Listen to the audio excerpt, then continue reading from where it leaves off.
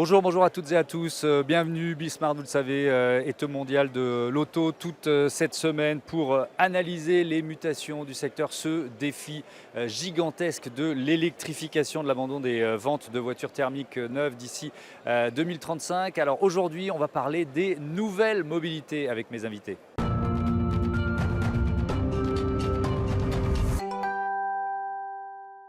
Bonjour Patrick Le Charpy, bienvenue. Vous êtes le directeur du design de Mobilize, nouvelle marque du groupe Renault.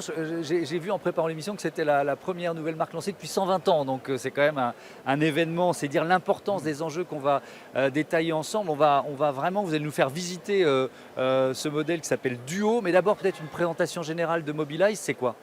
Mobilize, c'est la nouvelle marque, comme vous venez de le dire, de Renault Group. Elle a 1 an et demi d'existence, c'est une marque qui est dédiée aux services de mobilité et qui conçoit les véhicules par rapport à leur usage. Un usage que l'on veut durable.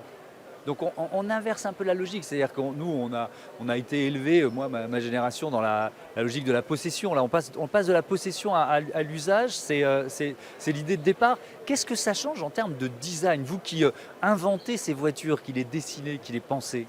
Alors, un véhicule, c'est quelque part aussi une projection de soi. Hein. La possession, c'est finalement, on achète la voiture qui nous plaît. Le challenge avec les véhicules partagés, c'est que le plaisir ne soit plus un plaisir de possession, mais un plaisir d'usage. Et c'est bien ça, tout le challenge en ce qui nous concerne. Qu'est-ce qui va nous faire demain préférer la mobilité partagée à la possession individuelle? Qu'est-ce que vous avez, alors si on regarde un peu cette voiture, déjà, elle s'appelle Duo. Donc, quel était le premier élément du cahier des charges que vous vous êtes dit, cette voiture, on va la partager, c'est une voiture qui doit être adaptée à nos villes. Voilà, on sait que la circulation, le fait de pouvoir se garer difficilement, etc., etc. Comment vous avez intégré toutes ces dimensions? La première chose à dire, c'est que votre expérience, notre expérience demain de la mobilité partagée, elle va commencer avec notre portable. C'est lui qui va nous permettre d'abord d'accéder au véhicule. C'est la clé, quoi. C'est la clé, c'est la nouvelle clé. Et ce portable, il est porteur de toute votre vie, de toutes vos apps, de vos préférences. Et ça, vous allez le retrouver dans le véhicule parce que nos véhicules sont connectés. Après, les véhicules pour la ville de demain doivent être les plus compacts possibles. Que veulent les villes? Moins d'empreintes au sol. Moins d'empreintes au sol, ça veut dire des véhicules plus compacts. La longueur de Duo, c'est 2,40 m. Sa largeur, c'est 1,30 m. Ça peut se garer perpendiculairement à la chaussée. Vous pouvez en garer 3.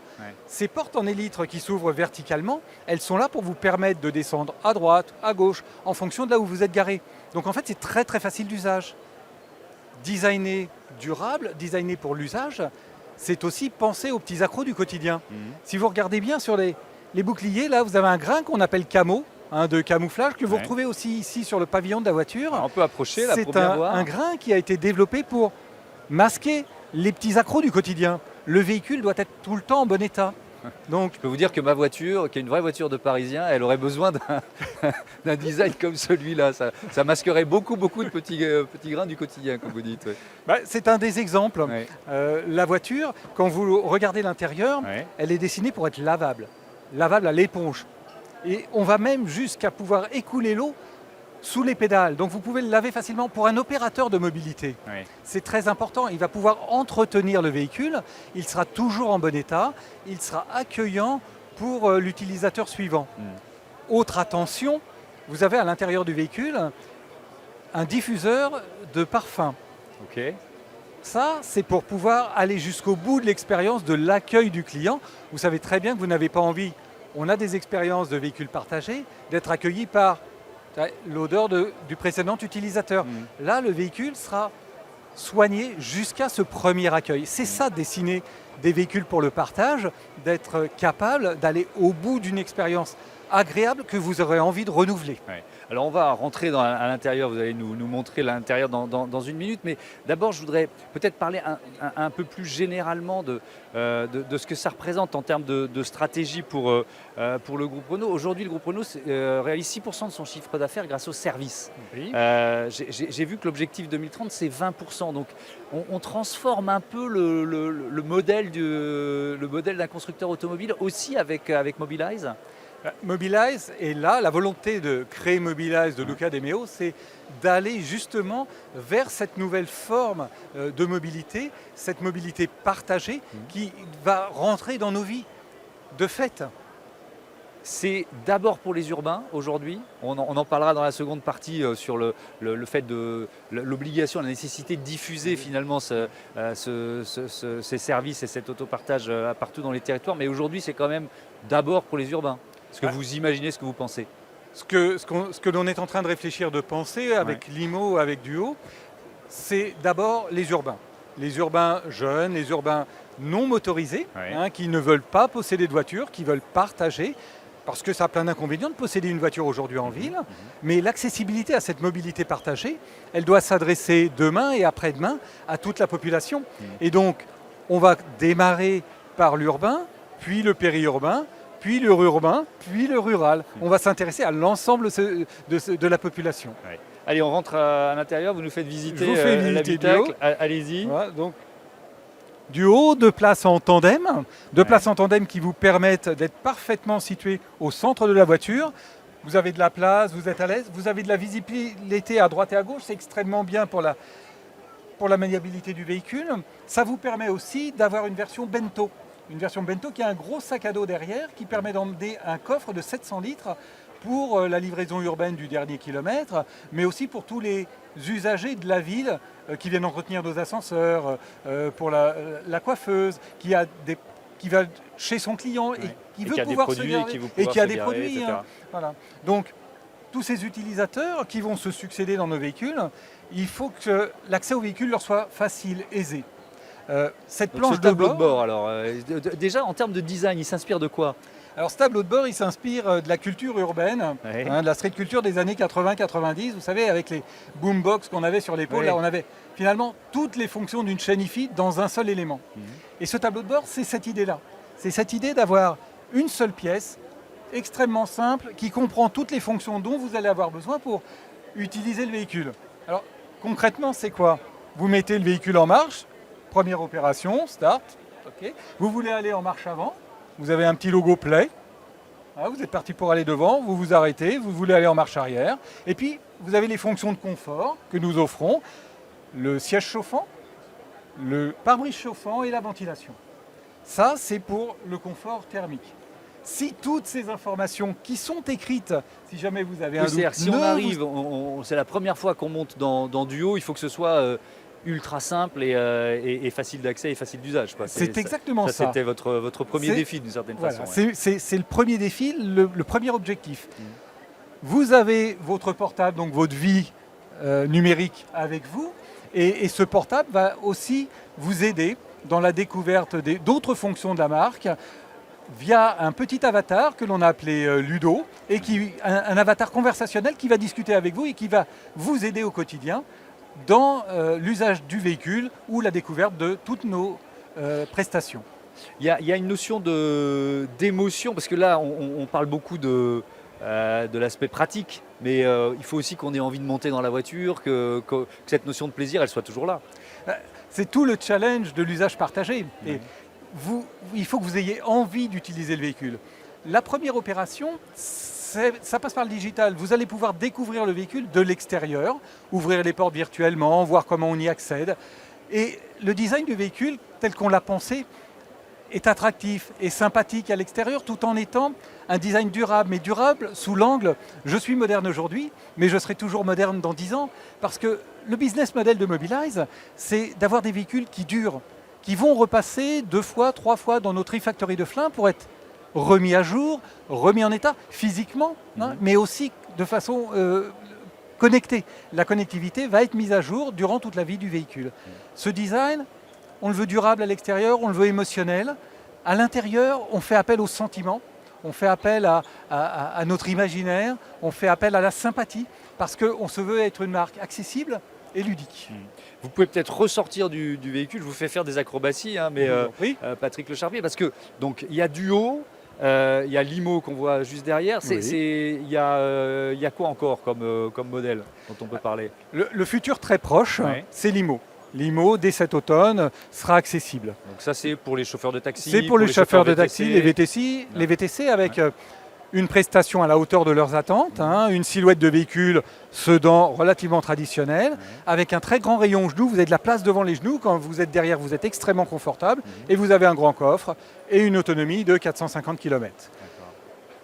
Fin 2023, vous aurez Duo. Okay. Donc Duo sera disponible en abonnement fin 2023 pour 2 personnes.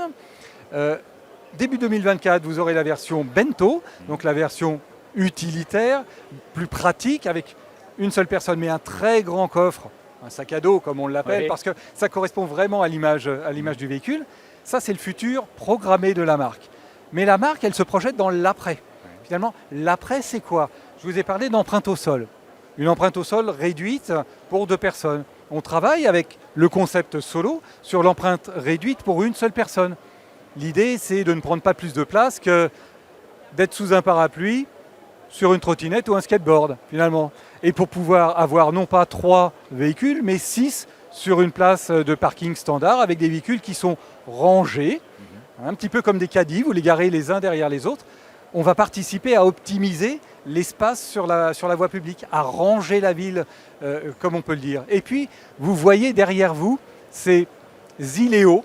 C'est un travail sur la recherche de la matérialisation de l'énergie, d'accompagner l'alimentation électrique qui fera partie de nos vies de demain. On a besoin de se charger. Rappelez-vous nos portables il y a 10 ans. On courait derrière une prise, un chargeur, avec l'angoisse de tomber en panne. C'est vrai, ça rappelle quelques souvenirs. Ça rappelle quelques souvenirs. Aujourd'hui, c'est un peu ce qu'on vit aujourd'hui quand on a une voiture électrique. On est au début de l'histoire, et ce que l'on veut pouvoir, c'est être capable de fournir de l'énergie dans la ville, en périurbain, le long des voies rapides, mais en créant une nouvelle expérience de cet instant de recharge. Vous vous chargez, vous attendez, vous avez besoin d'être protégé des intempéries, vous avez besoin d'être visible s'il fait nuit, vous avez envie de recharger votre portable, vous le pouvez. On doit pouvoir satisfaire tous les besoins de l'énergie, et c'est ça, Mobilize Power Solutions, c'est notre ambition. C'est l'autre partie de l'autre branche très importante de la marque. Et on va continuer d'en parler, puisqu'on va maintenant justement un peu sortir des villes, voir comment relever ce défi de l'électrification dans tous les territoires.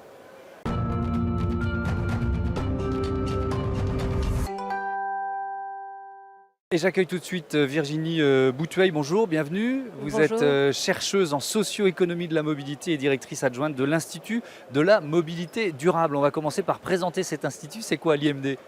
Avec plaisir. Donc l'IMD, c'est une plateforme de coopération pour la recherche que le groupe Renault a mise en place avec des grandes écoles d'ingénieurs dès 2009 en fait. Et 2009, ça vous rappellera le lancement des premiers véhicules électriques Renault.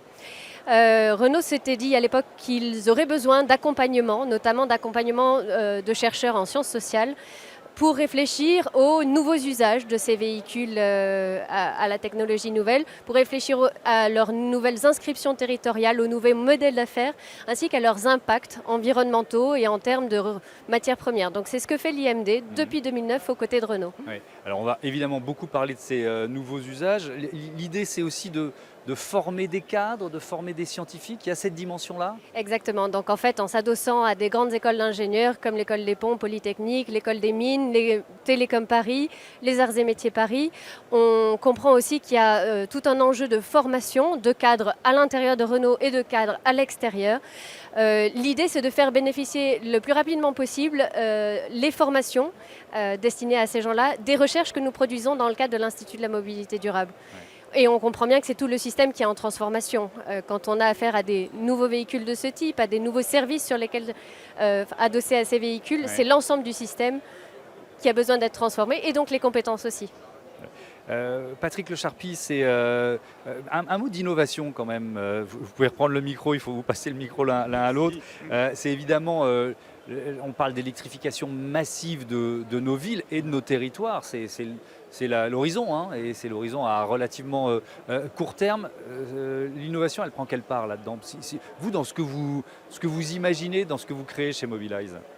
L'innovation, c'est l'innovation d'usage, l'innovation du partage, de l'expérience. C'est ça qui est nouveau dans notre approche. On ne part pas du véhicule, on parle de l'expérience utilisateur que l'on a envie de créer. presque tout l'écosystème C'est-à-dire- il faut intégrer à la réflexion, Oui, quoi, c'est ça? la réflexion doit démarrer par l'expérience utilisateur. Comment vous allez accéder au service, de quelle façon ça va être simple. Ça doit être très simple. Vous devez faire, je vous ai montré en quelques clics comment vous prenez la possession du véhicule, mais l'accès au service doit être aussi simple que ça. L'innovation va commencer par une innovation de service. Ensuite, l'innovation, ça va être au service de la simplicité d'usage. Et tout ce que l'on va pouvoir inventer, créer comme réflexion ensemble, c'est pour pouvoir aller vers cette simplicité d'usage, pour nous faciliter simplement la vie du quotidien. Alors justement, Virginie Bouteuil, comment le défi, c'est de faire sortir ces véhicules électriques des villes aujourd'hui? Est-ce que déjà, il y a une notion, on parle d'usage, il y a une notion de mentalité, de réticence ou de frein à lever? Alors, il peut y en avoir, effectivement, mais il y a énormément de tendances de fond qui peuvent accompagner cette transformation des comportements. Alors, vous avez vraiment raison de parler d'écosystème, hein, parce qu'on parle d'évolution des comportements de la part des usagers, on parle d'évolution des politiques publiques, on parle d'évolution des systèmes de financement, de gouvernance, etc. Donc, on est dans une transformation profonde, mais il y a plusieurs facteurs qui accompagnent cette transformation-là. Alors, Patrick Lecharpy tout à l'heure mentionnait la diffusion du smartphone. C'est vrai que le smartphone, c'est déjà un outil qu'on a en permanence sur soi et bien au-delà des villes, qui permet de transformer tout un tas de nos pratiques de consommation, de déplacement, etc. Il y a d'autres tendances de fond comme les pressions énergétiques ou les pressions économiques, par exemple. Et dans la logique du passage de la possession d'un véhicule à l'usage d'un véhicule, il y a cette force qui pousse, qui est que quand vous avez accès à un véhicule que vous utilisez ponctuellement, vous n'avez pas de capital immobilisé, vous avez une meilleure appréhension de vos coûts d'ensemble à l'acquisition et à l'usage de ce véhicule. Vous avez un accès plus rapide aux progrès technologiques que ce que vous ne l'auriez eu en attendant de pouvoir acheter le véhicule suivant.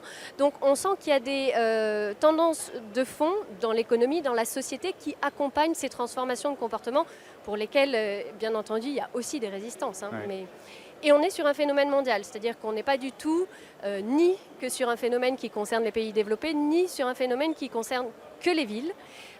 On voit de plus en plus de choses en termes de nouveaux services de mobilité se développer dans des villes petites et moyennes, mais également dans des espaces ruraux où se met en place de l'autopartage, par exemple, où se mettent en place des services de covoiturage.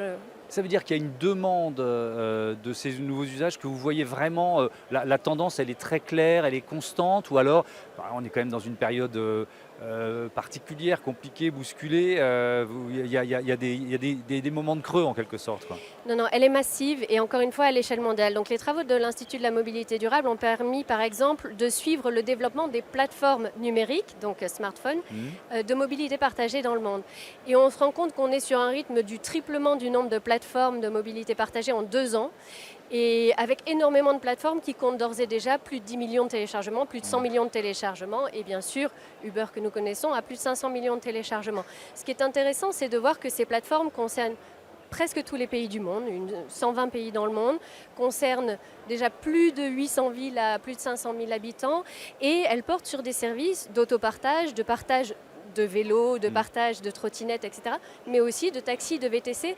On est dans une massification de ces modes intermédiaires entre les véhicules particuliers, individuels d'une part, le transport collectif capacitaire d'autre part. On est dans la formation d'un continuum de services entre les modes dont nous étions familiers auparavant. Patrick Lecharpy, c'est quand même un modèle économique assez différent. Là, on parle d'abonnement. C'est-à-dire pour un groupe comme Renault, le business c'était on vend la voiture, on a fait le business. Là maintenant il y a une récurrence, quoi. C'est-à-dire qu'on a des abonnés, on a des fidèles en quelque sorte. L'ambition, c'est en effet de passer d'un mode de consommation habituel à un nouveau mode de consommation de la mobilité par abonnement pour 3 mois jusqu'à 3 ans et d'inventer, d'accompagner cette transition vers la non-possession. Comme le disait Virginie, aujourd'hui, nos véhicules, un véhicule, votre véhicule, le mien, passe 90% de son temps à l'arrêt. Si demain, ne serait-ce que 50% du temps, il était utilisé, ça change considérablement notre impact sur l'environnement, notre impact sur le coût généré pour nous-mêmes par nos déplacements. Alors on va revenir aux usages, mais je voulais qu'on dise un mot l'un et l'autre. Je vous posais d'abord la question, Virginie Bouteuil, sur l'électrification quand même, parce que là, il y a un enjeu qui est tellement énorme. Par exemple, moi, je vais reprendre une question que toutes les personnes que je croise quand je parle de voitures électriques me disent, mais est-ce que RTE va suivre ? Est-ce que le réseau de transport d'électricité va pouvoir fournir, est-ce qu'il est adapté à la charge, cette demande d'électricité qui va être tellement exponentielle ? Alors si vous me permettez une insiste, Thomas, l'électrification, c'est un impératif, pas forcément pour la totalité de la flotte, mais il faut réaliser qu'aujourd'hui, les transports dans le monde entier dépendent à 95% du pétrole. Et en France, alors qu'on a développé les biocarburants, l'électricité pour tout un tas de transports, on est encore à plus de 90%. Donc l'électrification, c'est une partie de la solution pour sortir de la dépendance au pétrole dans les transports, dans la mobilité. Ensuite, ça ne peut se faire que intelligemment, si je puis dire. Et en effet, on voit que des difficultés sur le plan de la production d'électricité, de la distribution, il en existe déjà aujourd'hui, notamment en raison de l'existence de pointes très fortes de consommation à certains horaires de la journée. Donc la réponse, pour ce qui concerne l'électrification de la mobilité, c'est une électrification qui ira dans le sens d'une plus grande stabilité de la demande sur le réseau, donc d'une gestion intelligente de cette nouvelle demande liée aux mobilités, pour qu'elle ait lieu aux heures creuses, pour que peut-être elle permette du stockage d'électricité quand il y a de la surproduction et de la redistribution quand il y a des besoins en pointe. Donc l'électrification de la mobilité doit se faire en compatibilité avec le réseau, et sous ces conditions-là, RTE pourra suivre. Et donc sous ces conditions-là, RTE suit. Donc ça veut dire qu'il ne faut pas, doubler le réseau, etc. Enfin, parce que sinon, c'est des investissements qui sont tellement massifs que ça remet le modèle en cause. Exactement. Quoi. Non, vous avez raison. Il faut utiliser intelligemment l'appareil de production d'électricité que nous avons et le réseau de distribution que nous avons. Et donc, il faut de l'intelligence de charge, il faut de la gestion collective de cette mobilité-là. Alors ça passe aussi, vous en avez dit un mot tout à l'heure, Patrick Le Charpie, mais par des bornes électriques, des bornes de recharge intelligentes aussi. C'est Smart Charge, c'est ce que Virginie décrit, c'est être capable de gérer le bon moment de recharge. Pour nous, vous chargez au bon moment pour bénéficier du meilleur tarif. Donc ça, c'est un service que propose Mobilize aujourd'hui, d'ores et déjà. C'est un service que d'ores et déjà Mobilize propose aujourd'hui. Mobilize travaille sur un réseau de recharge, 90 stations en France, de 400 kWh, qui permettent de se recharger de façon maîtrisée. Je reviens aux usages, à nos habitudes, Virginie Bouteuil, parce que on est biberonné à la bagnole, j'allais dire, de ma génération, la génération précédente.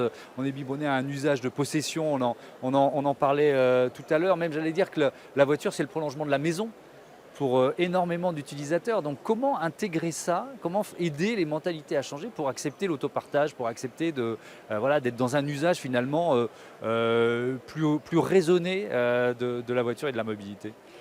Alors il y a toujours deux aspects, deux parties de réponse à ce genre de questions-là. Une partie par la contrainte et une partie par l'incitation, si je puis dire. Aujourd'hui, peut-être que dans certaines circonstances, et notamment en centre-ville urbain dense, on a trop de facilité encore à utiliser la voiture. Donc on le voit, c'est en train de changer par de la tarification du stationnement, par de la restriction des infrastructures disponibles pour la voiture individuelle. Et c'est ce que j'appelle la contrainte. Et ça, peut-être que ça doit être accompagné de façon différente en fonction des territoires.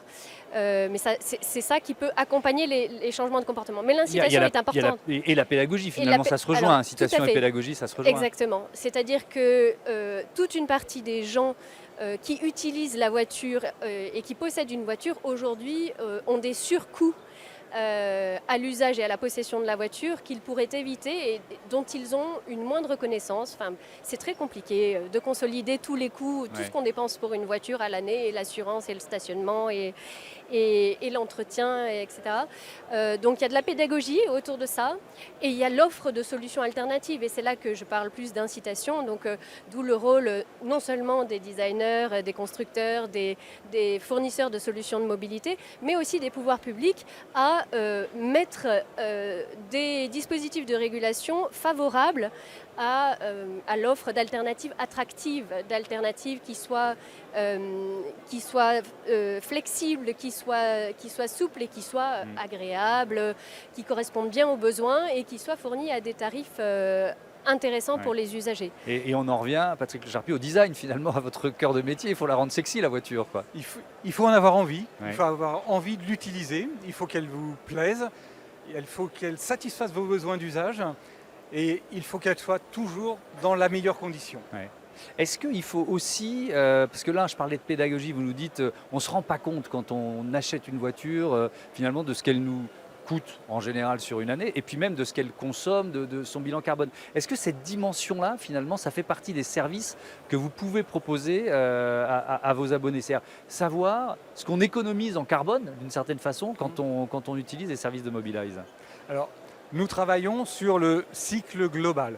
Donc nos véhicules destinés au partage sont conçus pour 10 ans, sont conçus pour repasser 2 fois dans une refactory à Flins, pour être mis à jour physiquement, pour être mis à jour d'un point de vue connectivité.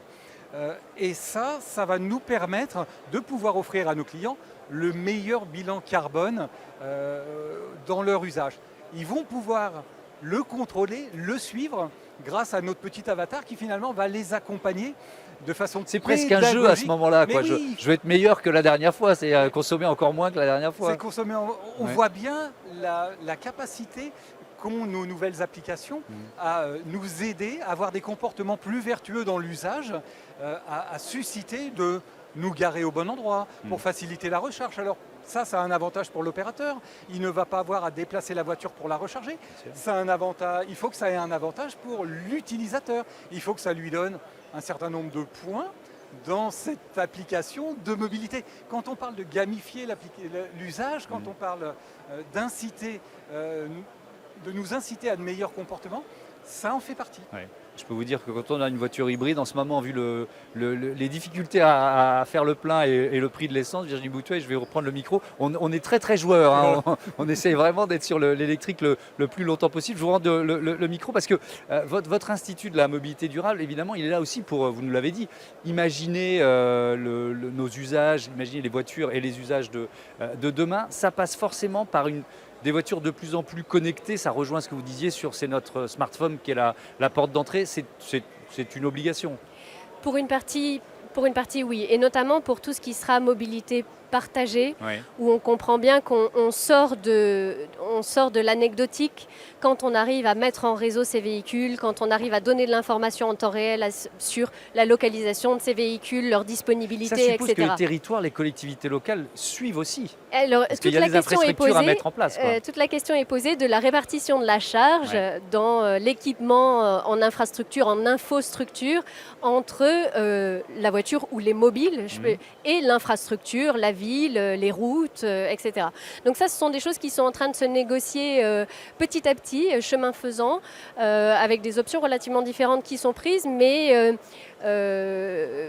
vraiment des territoires relativement innovants qu'on voit prendre les devants en disant pour promouvoir tel type de mobilité, il me paraît bien d'équiper les infrastructures de telle et telle façon, ce qui permet aussi en retour d'avoir de la donnée, ce qui permet d'alimenter la décision publique par ces données. Voilà, donc on est dans un véritable changement de l'ensemble du dispositif autour de ces mobilités. Et on va terminer là-dessus. Est-ce que ces voitures de demain, parce que c'est un vrai débat là aussi, elles seront forcément autonomes? Alors, forcément, pas forcément. La question de l'horizon de l'autonomie totale des véhicules, elle reste posée. Non seulement de l'horizon, mais des cas d'usage, si je puis dire. Ça ne sera pas la même chose de rendre autonome une voiture sur autoroute ou autonome une voiture dans les embouteillages versus autonome dans un centre-ville urbain dense avec des priorités de circulation pas toujours respectées, etc.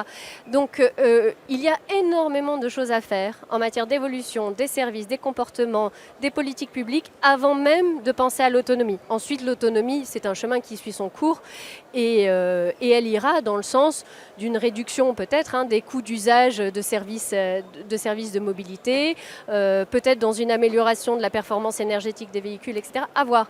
Mais il y a énormément de choses à faire avant même de se poser cette question-là. simplement on suit de près ce qui se passe.